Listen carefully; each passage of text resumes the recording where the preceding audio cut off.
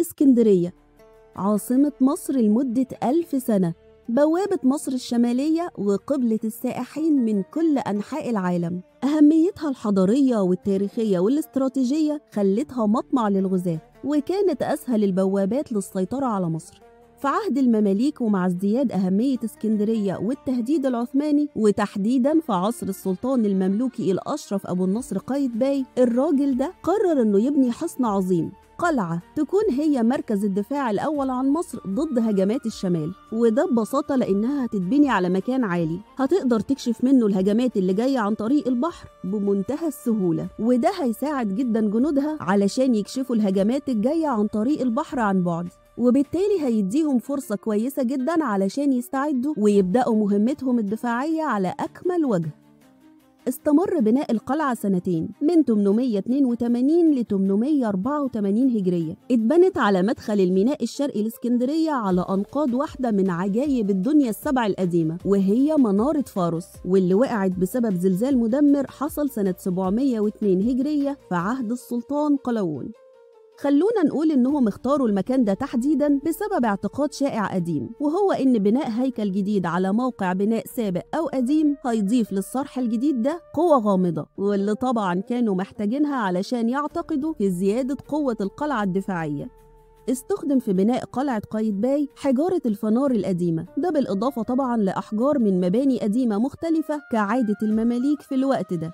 أما عن مساحتها فهي حوالي 17550 متر مربع. اتبنى عليها أسوار القلعة الخارجية والبرج الرئيسي، واللي هنلاقيه موجود في الجهة الشمالية الغربية.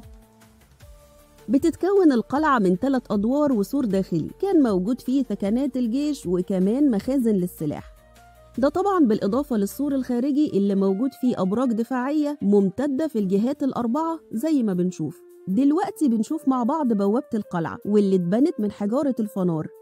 أهم حاجة بتميزها هو وجود فتحة كان بيستخدمها الجنود علشان ينزلوا زيت سخن على الأعداء أول ما يوصلوا للبوابة.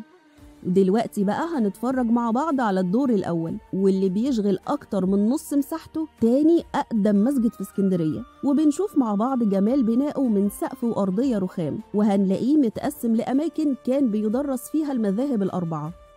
بالإضافة للمسجد في الدور الأول هنلاقي أوضة بيسموها حجرة الطاحونة، واللي اتبنت بشكل دائري، وكانوا بيستخدموا فيها الحيوانات علشان يطحنوا البذور اللي كانوا بيستخدموها في تحضير الأكل. ده طبعا بالإضافة للممرات الدفاعية اللي اتشهرت بيها القلعة، واللي كانت بتسمح للجنود إنهم يمروا ويتحركوا خلالها بسهولة في وقت عمليات الدفاع والمراقبة. أما بقى دلوقتي فاحنا في الدور التاني، واللي بيعبر عن التصميم المبهر للقلعة، لأنها اتبنت بحيث إنها تكون مليانة بالممرات والدهاليز والحجرات الداخلية، واللي كانت زي ما قلنا مستخدمة في الدفاع والمراقبة. ده غير بقى إنه موجود فيه مجسم كامل للقلعة علشان الزوار يقدروا يتفرجوا عليها من كل الجهات.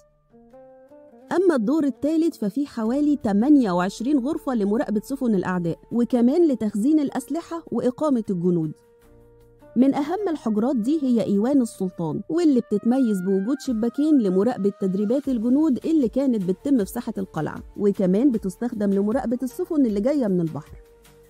تم الاهتمام بالقلعة على مر الزمن كأهم قلاع البحر المتوسط، وطبعا اختلف تسليحها من السهام للبنادق للمدافع بمرور الوقت. وكان من أبرز المهتمين بالقلعة هو السلطان قنصوة الغوري، واللي بنى سور بيحيط بالبرج الرئيسي من 3 جهات، طبعا لزيادة تدعيمها وقوتها الدفاعية. وكمان زود تسليحها لدرجة إنه عمل مرسوم قال فيه إن اللي يخرج من القلعة بارود أو سلاح هيتم شنقه.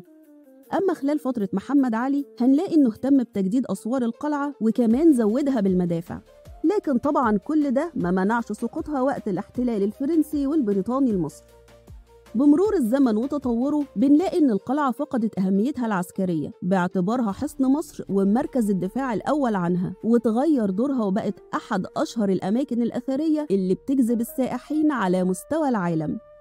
اهتمت الدولة بترميم القلعة أكتر من مرة، كان أهمها وآخرها مشروع تطوير بميزانية أكتر من 200 مليون جنيه. المشروع ده كان لتطوير محيط القلعة وحماية الصخرة الأم من نحر أمواج البحر، وعلشان كده هنلاقي إنهم بنوا حاجز أمواج بطول حوالي 520 متر، وكمان مشاية خرسانية بطول 110 متر، ده بالإضافة لرصيف بحري بطول 100 متر تقريباً.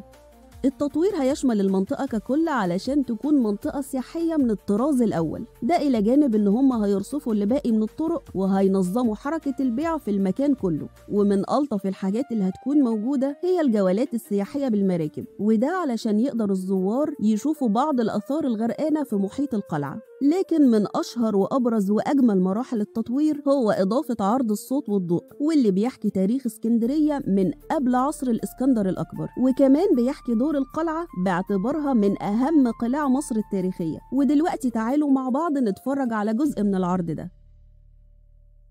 سنحكي لكم اليوم قصة عن هذه القلعة والمدينة المحيطة بها، الأشخاص الذين يعيشون فيها، الأشخاص الذين عاشوا هنا منذ فجر التاريخ، والذين سيستمرون في العيش خارج هذه الجدران.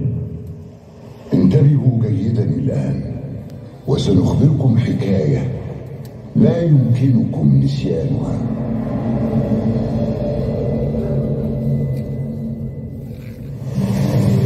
في البداية كان البحر والسماء وقرية صغيرة، ولم تكن بعد الإسكندرية. كان اسمها راقودة، قرية بسيطة وناس بسطاء، وكان أوزوريس إلههم.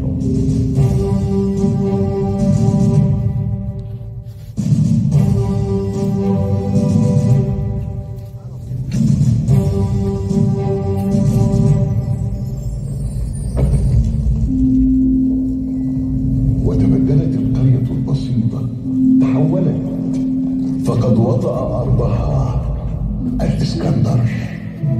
كان ملكا ومحاربا أحبه الشعب، كان صديقا وقريبا، كيف لا، وقد احترم عقائده وعلامات المصريين القدماء، حمل لقب ابن آمون. كان يبدو وكأنه إلها بنفسه، كما جلب إلى مصر آلهة اليونان، ولكن كان هناك ما هو أعظم من ذلك. قد أرحل تاركا لنا مقولته الشهيرة: هنا سأبني مدينتي التي طالما حلمت بها، هنا ترنيمة الزمان ومعشوقة التاريخ.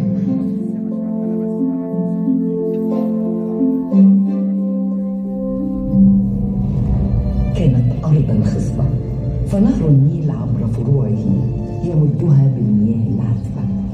مياه عذبة وبحر وميناء.